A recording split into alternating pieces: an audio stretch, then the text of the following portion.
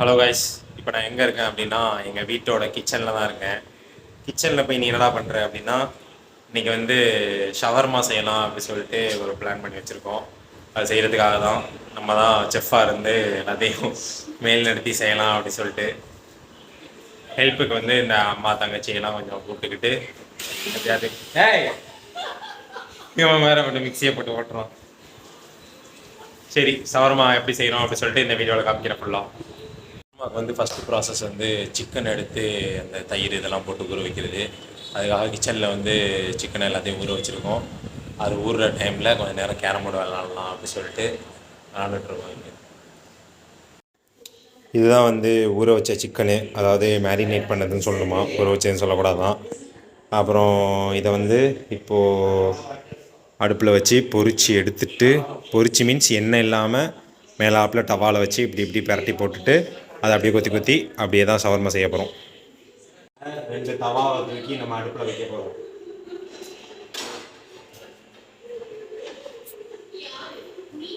இது வந்து கொஞ்ச நேரம் சூடு வர விட்டுட்டு நான் மூஞ்சி தெரியுதா இல்லையா. இப்போ இந்த 2 டவாவும் வந்து சூடாகிட்டுருக்கு.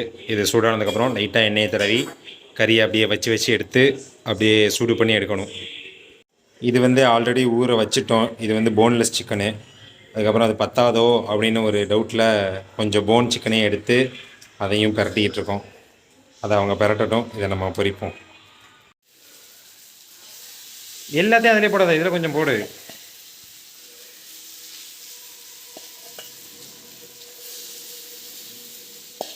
வேகாமல் போயிட போகுது, அடுப்பை குறைச்சி வைங்க. குண்டு குண்டாக இருக்குது.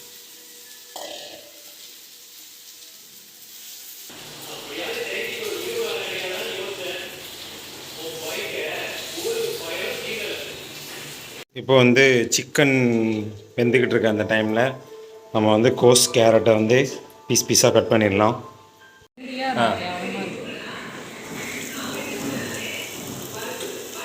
திருப்பி போடவா?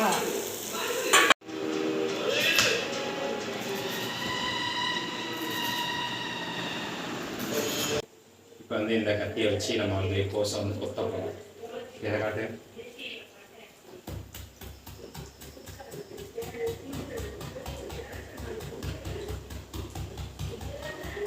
இப்படி கொத்தி கொத்தி கோஸை வந்து வாயிலே தெரியாத அளவுக்கு பொடி பொடியாக வைக்கணும். போதும். இப்போ வந்து கோஸை கொத்துன்னு கொத்தி இப்படி தூளாக மாற்றியாச்சு. அவ்வளோதான், கோஸுக்கு வேலை முடிஞ்சு. அடுத்து வந்து சிக்கன் பொரிச்சாச்சு, வெந்து பொரித்து ஏதோ ஒன்று எடுத்தாச்சு. இதையும் அதே மாதிரி அதில் வச்சு கொத்தி எடுக்க போகிறோம். அடுத்து வந்து மைனஸ் செய்ய போகிறோம். மைனஸ் செய்கிறது வந்து எக்கை வந்து அவிச்சிட்டு அதுக்கப்புறம் யூஸ் பண்ணுறோம். பச்சை எக்காக யூஸ் பண்ணல. அப்புறம் பூண்டு அங்கே ரெடி ஆகிட்டுருக்கு. அதுக்கப்புறம் வேறு என்ன ஊற்றுவோம், எண்ணெய் அதெல்லாம் கரெக்டாக ரெடியாக தான் இருக்குது. இந்த முட்டையில் பார்த்தீங்கன்னா, இந்த முட்டையை பாருங்கள், இப்படி பொழந்துக்கிட்டு ஏதோ வெளியே இப்படி பிதுக்கிட்டு வந்து நிற்கிது. இது என்னன்னு தெரில. முட்டை அவிக்க போடும் போது உடச்சி விட்டாங்களா என்னன்னு தெரில, இப்படி பாதி பிதுக்கிட்டு வந்துருச்சு. இப்போ வந்து கோஸை கொத்தின மாதிரி சிக்கனையும் அப்படியே இப்படி இப்படி இப்படி இப்படி இப்படி அடித்து தூளாக மாற்ற போகிறோம். அதான் இப்போ பார்க்க போகிறீங்க. அடுத்து மைனஸ்க்காக நான் சொன்ன ஐட்டம் எல்லாத்தையும் அப்படி மிக்சியில் போட்டு வச்சுருக்கோம். இப்போ இதை அடிக்க போகிறோம். அடி.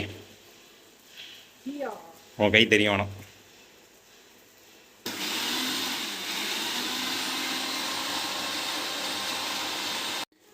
இப்போ சிக்கனை கொத்தி இந்த மாதிரி தூளாக ஆக்கி வச்சுருக்கோம். மைனஸ் வந்து அடித்து முடித்தாச்சு. நல்லா கரெக்டான பதத்தில் தான் வந்திருக்கு. அடுத்து வந்து ஷவர்மாக்கு வைக்கிற அந்த குப்ஸ் ரெடி ஆகிட்டுருக்கு. ஷவர்மா வந்து செய்ய போகிறோம். அதுக்கு வந்து குப்ஸ் எடுத்துட்டாச்சு, மைனஸ் இருக்குது, கறி கொத்தி போட்ட கறி இந்த இருக்குது, கொத்தி போட்ட கோஸ் இந்த இருக்குது. இது மூணையும் மிக்ஸ் பண்ணிட்டு இதுக்குள்ளே சொல்லுறது தான் தரேன். ஃபஸ்ட்டு கோஸ் கறி ஒரு ஸ்பூன் நெக்ஸ்ட்டு மைனஸ் அப்படியே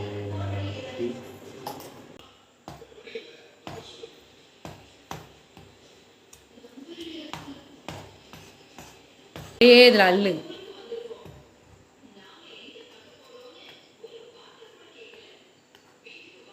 அடியில் எடுத்து இதையும் ஃபஸ்ட்டு இப்படி ஒரு மணக்கு, இப்படி ஒரு மணக்கு. அவ்வளோதான். சரியாச்சு. நீயே தின்னு பாரு.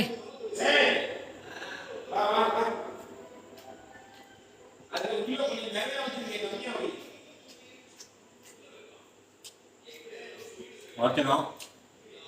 கோஸு தான் கொஞ்சம் தெரியுது. பச்சையாக இருக்கா, நல்லா தான் இருக்கு. இதாங்க நம்ம செஞ்ச ஷவர்மா. ரோல் தான் நிற்க மாட்டேங்குது, அதனால் பிளேட் ஷவர்மா வந்துட்டு முடிவு பண்ணிட்டோம்.